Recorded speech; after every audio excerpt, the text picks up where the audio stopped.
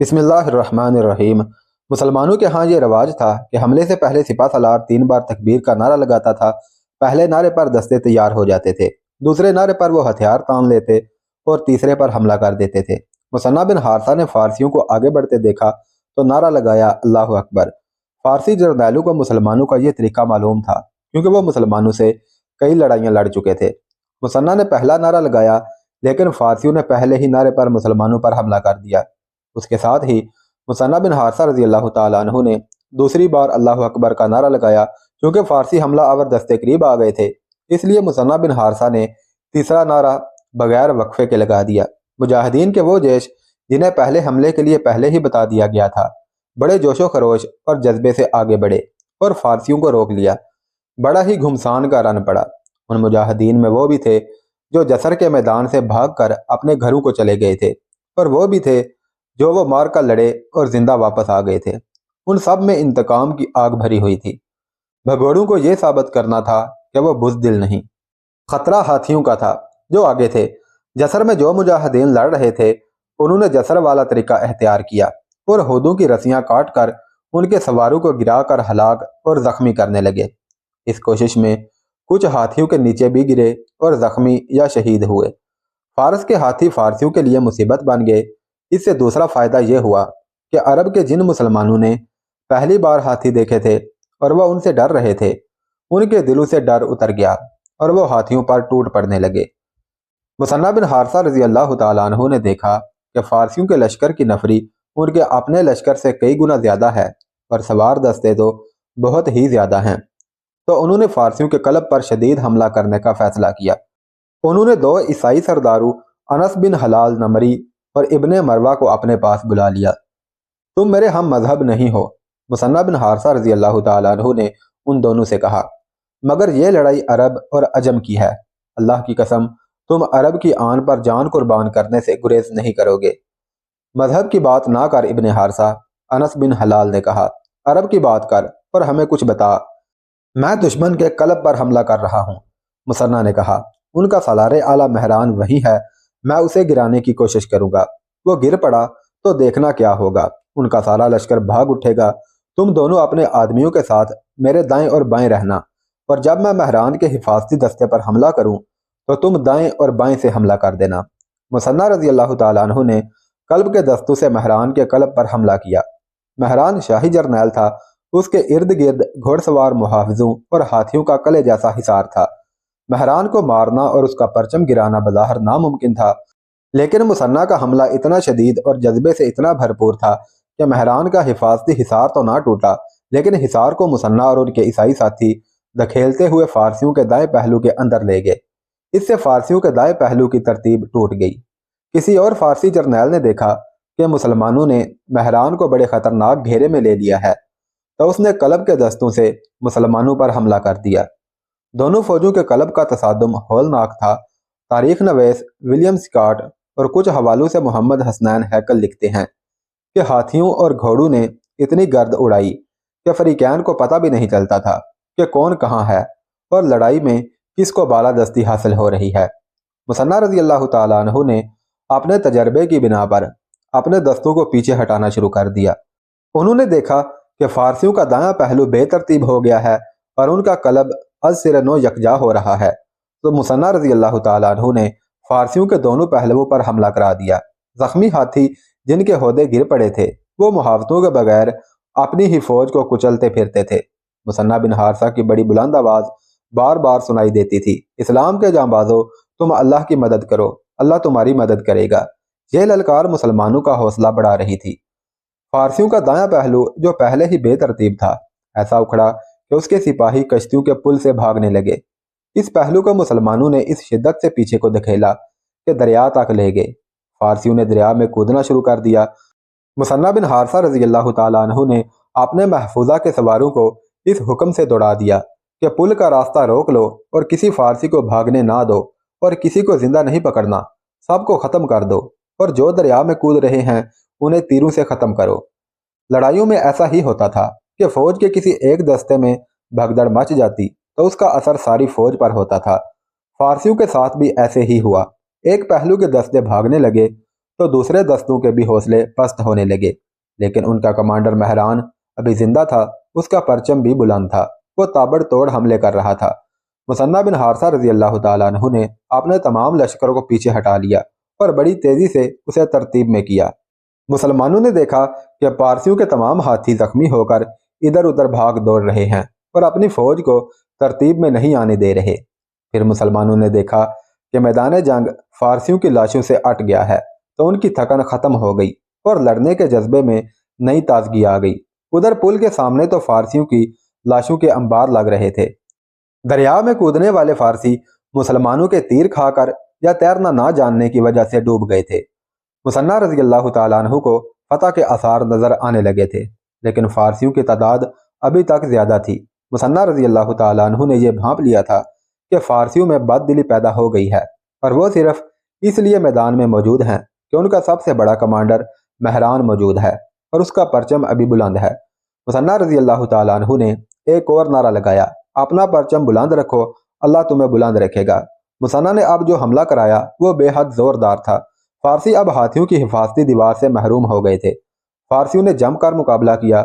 مورخ لکھتے ہیں کہ مسلمانوں نے بہادری اور جانبازی کے جتنے جوہر اس جنگ میں دکھائے ہیں وہ کسی اور جنگ میں نہیں دکھائے۔ مثنہ بن حارثہ رضی اللہ تعالیٰ عنہ نے اتنے زیادہ پھیلے ہوئے میدان جنگ میں قیادت بھی کی اور سپاہیوں کی طرح لڑے بھی۔ مثنہ بن حارثہ رضی اللہ تعالیٰ عنہ بنو بکر بن وائل میں سے تھے۔ ان کے بھائی مسعود بن حارثہ مثنہ کے ماتحت سالار تھے اور اپنے قبیلے کے سردار بھی تھے۔ مسعود نے اپنے قبیلے کے مجاہدین سے کہا کہ اگر تم مجھے زخمی ہو کر گرتا دیکھو تو اپنا ہاتھ نہ روکنا، لڑائی میں لشکر پیچھے ہٹ کر بھی پلٹتا اور آگے بڑھتا ہے، اپنی جگہ پر ثابت قدم رہنا اور اپنے دشمن کا حق ادا کر دینا۔ یہ الفاظ جو تاریخ کے دامن میں موجود ہیں اپنے قبیلے کے مجاہدین سے کہنے کے کچھ دیر بعد مثنہ بن حارثہ نے حملے کا حکم دیا تو ان کے بھائی مسعود بن حارثہ فارسیوں کی صفوں میں جا داخل ہوئے۔ ان کے قبیلے کے مجاہدین نے بعد میں بتایا کہ مسعود جس عتاب سے لڑ رہے تھے اس سے ان کے اپنے مجاہدین ڈر گئے تھے۔ ان کی تلوار جدھر گھومتی تھی ادھر فارسی گرتے نظر آتے تھے۔ آخر انہیں ایک ہی بار دو ایسے گہرے زخم آئے کہ وہ گھوڑے سے گرنے لگے۔ انہوں نے اپنے آپ کو سنبھال لیا اور بڑی بلند آواز سے کہا، اے فرزندان بنو بکر بن وائل، اپنا پرچم بلند رکھو، اللہ تمہیں بلند رکھے گا۔ خبردار، میری موت سے ہراساں اور بے دل نہ ہو جانا۔ یہ کہہ کر مسعود گھوڑے کو ذرا پیچھے لائے اور گھوڑے سے نیچے آ پڑے۔ مثنہ رضی اللہ تعالیٰ عنہ نے دیکھ لیا، فوراً پہنچے، گھوڑے سے اترے اور اپنے بھائی کو اٹھا کر پیچھے ایک جگہ لٹا دیا۔ مسعود شہید ہو چکے تھے۔ مثنہ رضی اللہ تعالیٰ عنہ اپنے گھوڑے کی طرف دوڑے، اچھل کر گھوڑے پر سوار ہوئے اور گلا پھاڑ کر اپنی مخصوص گرجدار آواز میں اعلان کیا، بنو بکر بن وائل کے مجاہدوں، میرا بھائی مارا گیا تو کوئی غم نہیں، غیرت مند اسی طرح جانے دیا کرتے ہیں، دیکھو تمہارا پرچم نہ جھکے۔ مثنہ جب لڑائی کا جائزہ لینے لگے تو انہوں نے بنو نمر کے عیسائی سردار انس بن ہلال کو دیکھا جو مسعود بن حارثہ جیسے جوش و خروش سے لڑ رہا تھا۔ اس نے بہت سے فارسیوں کو بری طرح زخمی کر کے گرایا، مگر ایک فارسی نے پیچھے سے برچی اس کی پیٹھ میں ایک بار، دو بار اور تیسری بار ماری تو انس بن ہلال گھوڑے سے گرے اور دم توڑ دیا۔ مثنہ بن حارثہ رضی اللہ تعالیٰ عنہ نے اس فارسی کو جہنم واصل کر دیا۔ مثنہ کے محافظوں نے کئی فارسیوں کو ہلاک کر دیا۔ مثنہ گھوڑے سے اترے اور ان کے محافظ ان کے ارد گرد رہے۔ مثنہ نے جس طرح اپنے بھائی کی لاش احترام اور پیار سے اٹھائی تھی ویسے ہی پیار اور تعظیم سے عیسائی انس بن ہلال کو بھی اٹھایا اور پیچھے جا کر اپنے بھائی کی لاش کے بالکل ساتھ لٹا دیا۔ تب مثنہ نے دیکھا کہ انس بن ہلال بھی اپنی جان آفریں کے سپرد کر چکا تھا۔ میدان جنگ بہت پھیل گیا تھا۔ تاریخ کا سب سے زیادہ ہیبت ناک کشت و خون ہو رہا تھا اور صاف دکھائی دے رہا تھا کہ فارسی فوج کی جارحیت ختم ہو چکی ہے۔ یہ فوج فردن فردن بکھر رہی ہے۔ ہر فارسی اپنی جان بچا کر بھاگنے کے لیے لڑ رہا ہے۔ فارسیوں کو شدید اور خون ریز دباؤ سے دریا تک پہنچا دیا گیا تھا۔ ان کی پسپائی کے لیے پیچھے زمین ختم ہو چکی تھی۔ وہ دریا میں کودنے سے گھبرا رہے تھے۔ وہاں بھی موت تھی کیونکہ پل کو مجاہدین نے بند کر رکھا تھا۔ مہران کا پرچم ابھی بلند تھا۔ مثنہ بن حارثہ حکم دے رہے تھے کہ کسی فارسی کو زندہ نہ چھوڑا جائے۔ اتنے میں مہران کا پرچم گر پڑا اور مہران اپنے گھوڑے سے گر کر مر گیا۔ ایک بڑی ہی بلند للکار سنائی دی، میں ہوں بنو تغلب کا جوان جس نے عجم کے سالار کو قتل کر دیا ہے۔ عیسائی قبیلے بنو تغلب کا یہ جوان مہران کے گھوڑے پر چڑھ بیٹھا اور میدان جنگ میں گھوڑا دوڑاتے ہوئے اعلان کرتا رہا کہ میں نے عجم کے سالار کو قتل کر دیا ہے۔ کسی بھی مورخ نے اس عیسائی کا نام نہیں لکھا۔ ہر مورخ نے یہ واقعہ اسی طرح لکھا ہے جو اوپر بیان ہوا ہے۔ فارس کا پرچم نہیں گرے گا۔ یہ کوئی فارسی سردار تھا جس نے اپنا پرچم پھر اونچا کر دیا تھا۔ فوراً بعد ایک للکار سنائی دی، فارس کا پرچم نہیں اٹھے گا۔ یہ ایک مجاہد تھا جس نے اس فارسی سردار کو قتل اور اس کے ہاتھ سے پرچم چھین لیا تھا اور اسے زمین پر گھسیٹتا گھوڑا دوڑا رہا تھا۔ اس نے اعلان کیا کہ میں ہوں صہیب ثقفی، یہ لو پرچم۔ اس نے مثنیٰ کے قریب آ کر فارس کا پرچم ان کے قدموں میں پھینک دیا۔ اس کے بعد جو کچھ ہوا وہ فارس کی منتشر فوج کا قتل عام تھا۔ مورخوں نے لکھا ہے کہ شاید ہی کوئی فارسی اس لڑائی سے زندہ نکلا ہوگا۔ عرب کے 100 غازی ایسے تھے جنہوں نے 10 فارسیوں کو ہلاک کیا تھا، اسی لیے اسے مارکہ بویب کم اور یوم العاشار زیادہ کہتے ہیں۔ ان 100 کے سوا باقی عربوں نے 5 سے لے کر 9 فارسیوں کو ہلاک کیا تھا۔ رات کو بھی مسلمان اور عیسائی فارسیوں کو کاٹتے رہے۔ محمد حسنین ہیکل نے مستند حوالوں سے لکھا ہے کہ تقریباً 1 لاکھ فارسی، جن میں ان کے جرنیل اور دیگر تمام افسر بھی شامل تھے، مارے گئے تھے۔ عربوں نے اپنے ساتھیوں کی لاشیں اٹھا کر دفن کر دی تھی۔ فارسیوں کی لاشیں گدھوں، بھیڑیوں اور گیدڑوں کے سوا اٹھانے والا کوئی نہ تھا۔ تاریخ بتاتی ہے کہ بڑی لمبی مدت تک فارسیوں کی ہڈیاں وہیں پڑی رہیں اور پھر گزرتے وقت اور زمانے کی اڑتی مٹی میں دب گئی۔ مثنیٰ بن حارثہ رضی اللہ تعالیٰ عنہ نے بویب کی لڑائی ختم ہونے کے بعد اپنے سالاروں اور سرداروں کی محفل میں کہا تھا، میں اسلام قبول کرنے سے پہلے کئی بار اجمیوں کے خلاف لڑا ہوں۔ اس وقت 100 اجمی 1000 عربوں پر بھاری ہوتے تھے۔ اسلام قبول کرنے کے بعد اب 100 عرب 1000 اجمیوں پر بھاری ہیں۔ اللہ نے فارسیوں کا رعب زائل کر دیا ہے۔ تم ان کے نمائشی دبدبے، لمبی برچھیوں اور اپنے سے کئی گنا زیادہ فوج سے ڈر نہ جانا۔ ان ہتھیاروں سے محروم ہوتے ہی وہ ان چوپایوں کی مانند ہو جاتے ہیں جنہیں تم جہاں چاہو ہانک کر لے جا سکتے ہو۔ مستند مورخوں نے لکھا ہے کہ لڑائی ختم ہونے کے بعد مثنیٰ بن حارثہ رضی اللہ تعالیٰ عنہ اپنے بھائی مسعود اور عیسائی سردار انس بن ہلال کی لاشوں سے باری باری لپٹ کر بے تحاشا روئے تھے۔ مثنیٰ بن حارثہ رضی اللہ تعالیٰ عنہ اپنے بھائی مسعود اور عیسائی سردار انس بن ہلال کی لاش پر روتے روتے نڈھال ہونے لگے تو ایک سالار نے آگے بڑھ کر انہیں اٹھایا اور اپنے گلے لگا لیا۔ اللہ کی قسم، مثنیٰ بن حارثہ رضی اللہ تعالیٰ عنہ نے کہا، یہ سوچ کر میرے غم میں کمی آ جاتی ہے کہ یہ دونوں بویب کا مارکا لڑے ہیں، ثابت قدم رہے ہیں اور ان دونوں نے شجاعت کے مظاہرے کیے، خوف زدہ نہیں ہوئے، بزدلی نہیں دکھائی اور شہید ہوئے، اور شہادت گناہوں کا کفارہ ہوتی ہے۔ مثنیٰ رضی اللہ تعالیٰ عنہ کے ارد گرد قبیلوں کے سردار اور دیگر مجاہدین اکٹھے ہو گئے تھے۔ کہاں ہے وہ عیسائی شیر جس نے فارس کے سپہ سالار مہران کو قتل کیا ہے؟ مثنیٰ بن حارثہ رضی اللہ تعالیٰ عنہ نے کہا، اور کہاں ہے وہ مجاہد جس نے فارس کے ایک سردار کو قتل کر کے مہران کا گر کر اٹھا ہوا پرچم لا کر میرے آگے پھینکا تھا؟ بنو تغلب کے ایک نوجوان اور صہیب ثقفی کو فوراً بلایا گیا۔ مثنیٰ بن حارثہ نے دونوں کو باری باری گلے لگایا۔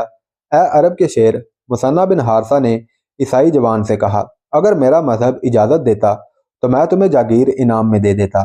تم نے فارس کے سپہ سالار کو قتل نہیں کیا، تم نے فارس کے غرور اور تکبر کا سر کاٹ دیا ہے۔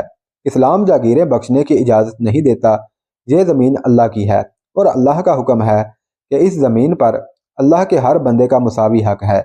تمہارے اور اپنے مذہب کے ساتھ مجھے کوئی دلچسپی نہیں اے سپہ سالار، عیسائی جوان نے کہا۔ میں نے عرب کی ناموس کی خاطر اپنی جان داؤ پر لگا دی تھی۔ میں اجمیوں کا یہ تانا برداشت نہیں کر سکتا تھا کہ عربی بزدل ہوتے ہیں۔ اللہ کی قسم، تم انعام کے حقدار ہو۔ مثنیٰ رضی اللہ تعالیٰ عنہ نے کہا، مہران کا گھوڑا تمہارے پاس ہے، یہ تمہارا ہے، جاؤ مہران کی تلوار اور اس کے جسم سے جو چیز اچھی لگے وہ لے لو، یہ تمہارا ذاتی مال غنیمت ہوگا، باقی مال غنیمت سے تمہیں الگ حصہ ملے گا۔ مہران کی تلوار پر تمہاری آنے والی نسلیں بھی فخر کرتی رہیں گی۔ اور تم مثنیٰ صہیب ثقفی سے مخاطب ہوئے، تمہارا کارنامہ معمولی نہیں، کیا تم وہ نہیں ہو جسے اس علاقے کی ایک لڑکی زخمی حالت میں لائی تھی؟ میں وہی ہوں سپہ سالار، صہیب ثقفی نے جواب دیا۔ تم تو بہت زخمی تھے، مثنیٰ نے کہا۔ پرانی بات ہو گئی ہے سپہ سالار، صہیب ثقفی نے جواب دیا۔ پاؤں کی ہڈی ٹوٹ گئی تھی، یہ ابھی ٹھیک نہیں ہوئی۔ رکاب میں پاؤں رکھ لیتا ہوں، لیکن اس پاؤں سے घोड़े को एड़ नहीं लगती, एड़ दूसरे पाँव से लगाता हूँ। जिस फारसी सरदार को तुमने कत्ल करके महरान का परचम गिराया और मुझे दिया था, उसकी तलवार और दीगर चीज़ें और घोड़ा तुम ले लो। मुसन्ना रजी अल्लाह ताला अन्हु ने उसे कहा और पूछा, उस लड़की के साथ तुम्हारी शादी हो गई है? नहीं सिपा सालार, सुहेब सखवी ने जवाब दिया। निकाह तो आपने ही पढ़ाना है, आज रात निकाह हो जाएगा, मुसन्ना बिन हारसा रजी अल्लाह ताला अन्हु ने कहा। मुसन्ना उस वक़्त बहुत खुश थे। उन्हें अपने भाई की शहादत का गम तो था, लेकिन फतह की खुशी इतनी थी कि गम दब गया था। ये देख कर भी मुसन्ना का गम हल्का हो गया था कि सिर्फ उनका भाई नहीं, वहाँ बहुत सी बहनों और बहुत से भाइयों के भाई शहीद हो गए थे। मुसन्ना हर किसी के साथ हंसते और मुस्कुराते हुए बात करते थे। अचानक उन्होंने अपने उस पहलू पर हाथ रखा और जरा झुक गए जिस पहलू में उन्हें जसर की लड़ाई में जख्म आया था। मुसन्ना के खिले हुए चेहरे पर दर्द का ऐसा तासुर आ गया जैसे दर्द उनके बर्दाश्त से बाहर हो। तबीब और जर्राह उन्हें कई बार कह चुके थे कि मुकम्मल आराम करें, लेकिन मुसन्ना टाल देते थे। इस पहलू में उन्हें बर्छी लगी थी। ज़िरा की जंजीर की एक कड़ी ने टूटकर 2 पसलियों को तोड़ दिया था। इससे उनका फेफड़ा भी जख्मी हो गया था। यह जख्म 1 साल पुराना हो गया था। आराम ना करने और मुसलसल घोड़सवारी, कूच, पेशकदमी और लड़ाइयाँ लड़ने से जख्म मुंदमिल होने की बजाय खराब हो गया था और अब उसमें पीप पड़नी शुरू हो गई थी और सांस लेना दुश्वार हो रहा था। मुसन्ना सांस लेते थे तो जख्म में शदीद दर्द होता था। उसका उन्होंने ये इलाज सोच कर रखा हुआ था कि पूरा सांस लेते ही नहीं थे। मुसन्ना को इस हालत में देखकर कुछ आदमी आगे बढ़े और उन्हें सहारा देकर उनके खैमे में ले गए। तबीब और जर्राह को इतला मिली तो वो दौड़ते आए। उनकी बीवी सलमा उनके साथ थी। मुसन्ना रजी अल्लाह ताला अन्हु की हालत देखकर परेशान हो गई।